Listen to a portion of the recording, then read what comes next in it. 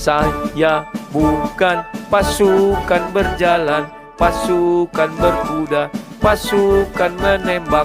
Saya tidak menembaki musuh, tapi saya laskar Kristus.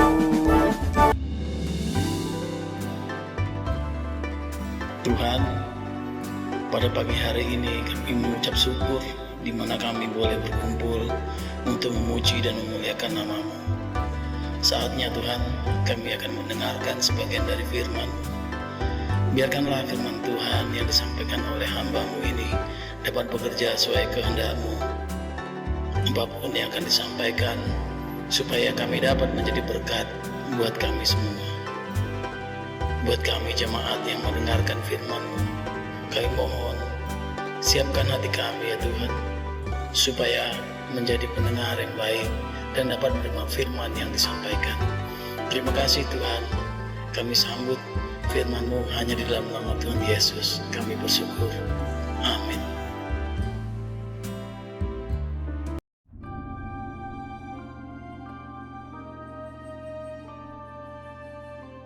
Kemudian Yesus berangkat dari situ dan tiba di tempat asalnya, sedang murid-muridnya mengikuti dia.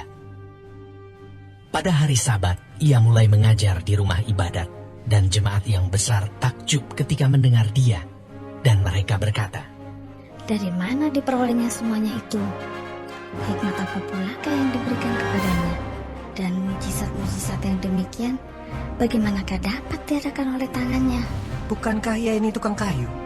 Anak Maria, saudara Yakobus, Yoses, Yudas, dan Simon? Dan bukankah saudara-saudaranya yang perempuan ada bersama kita? Lalu mereka kecewa dan menolak dia. Maka Yesus berkata kepada mereka, "Seorang nabi dihormati di mana-mana, kecuali di tempat asalnya sendiri, di antara kaum keluarganya dan di rumahnya."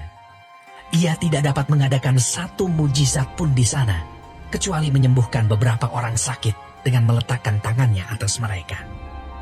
Ia merasa heran atas ketidakpercayaan mereka. Lalu Yesus berjalan keliling dari desa ke desa sambil mengajar. Ia memanggil ke-12 murid itu dan mengutus mereka berdua-dua. Ia memberi mereka kuasa atas roh-roh jahat dan berpesan kepada mereka supaya jangan membawa apa-apa dalam perjalanan mereka kecuali tongkat, roti pun jangan, bekal pun jangan, uang dalam ikat pinggang pun jangan. Boleh memakai alas kaki, tetapi jangan memakai 2 baju. Katanya selanjutnya kepada mereka, "Kalau di suatu tempat kamu sudah diterima dalam suatu rumah, tinggallah di situ sampai kamu berangkat dari tempat itu. Dan kalau ada suatu tempat yang tidak mau menerima kamu, dan kalau mereka tidak mau mendengarkan kamu, keluarlah dari situ dan kebaskanlah debu yang di kakimu sebagai peringatan bagi mereka." Lalu pergilah mereka memberitakan bahwa orang harus bertobat. Dan mereka mengusir banyak setan dan mengoles banyak orang sakit dengan minyak dan menyembuhkan mereka.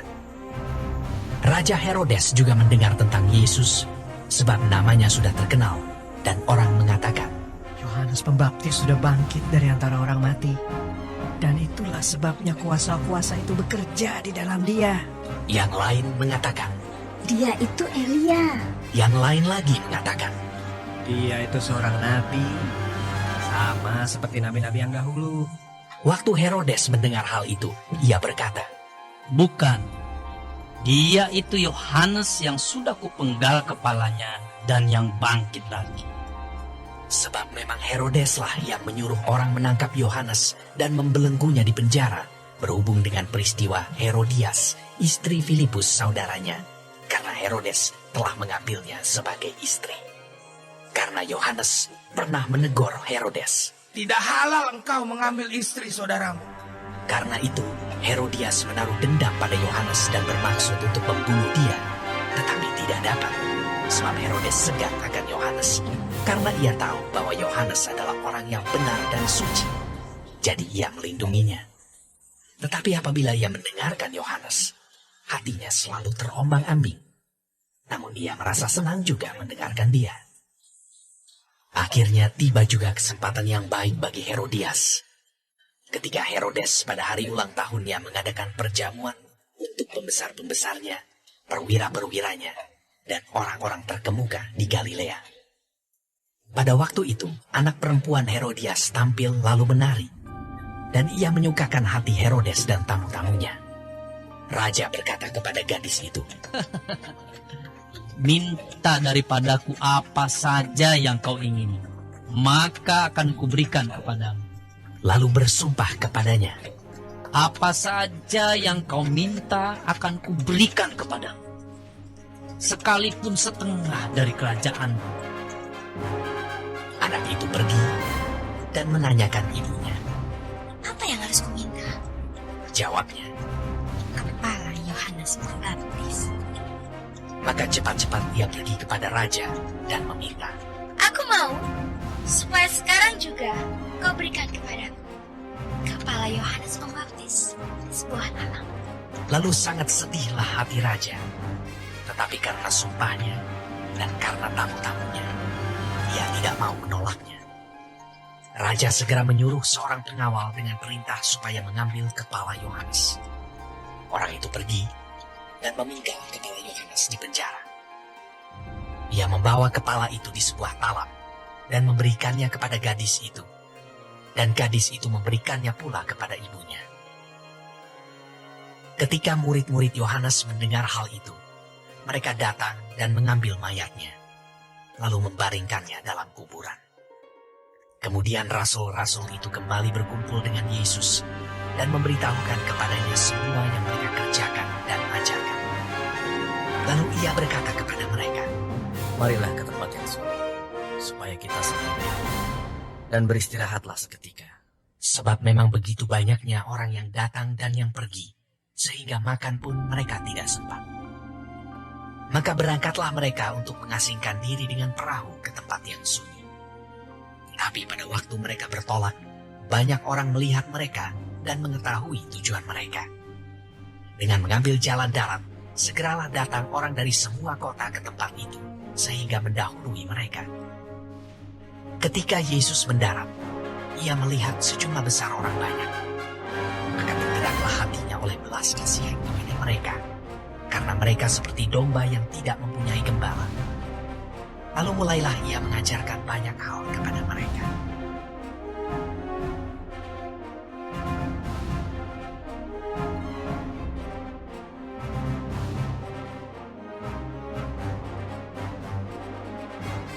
Pada waktu hari sudah mulai malam, datanglah murid-muridnya kepadanya dan berkata, Makin sunyi, dan hari sudah malam. Suruh mereka pergi ya, supaya mereka dapat membeli makanan di desa-desa dan kampung di sekitar. tetapi jawabnya, kamu harus memberi mereka makan. Kata mereka kepadanya, Jadi, haruskah kami membeli roti seharga 200 dinar untuk membeli mereka makan? tetapi ia berkata kepada mereka, Berapa banyak roti yang ada padamu? Cobalah periksa. sesudah memeriksanya, mereka berkata, 5 roti dan 2 ikan. lalu ia menyuruh orang-orang itu supaya semua duduk berkelompok-kelompok di atas roti meja.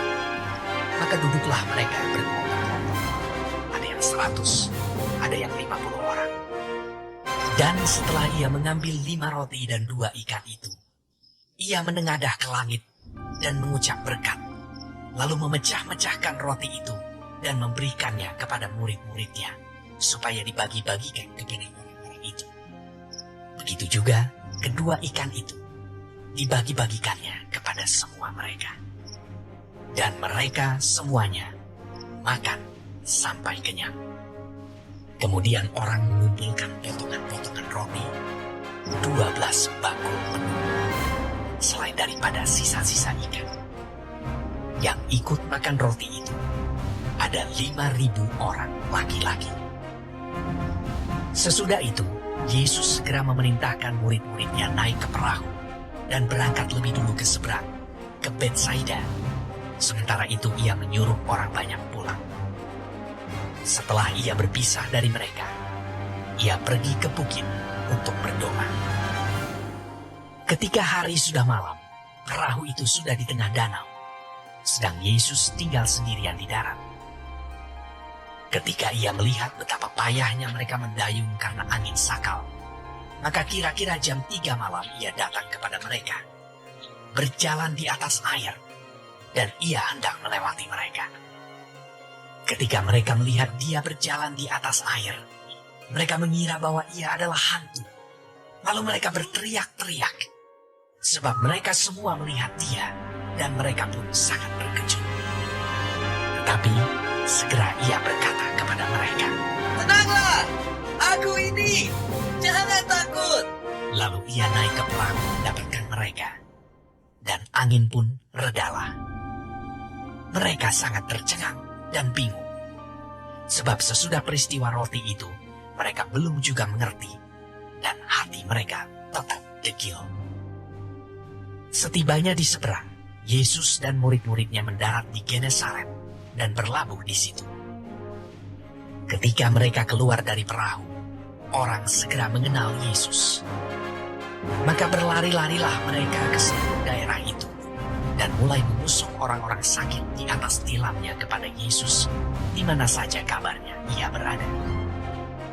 Kemanapun ia pergi, ke desa-desa, ke kota-kota, atau ke kampung-kampung, orang meletakkan orang-orang sakit di pasar dan memohon kepadanya supaya mereka diperkenankan hanya menjamah jubah-jubahnya saja.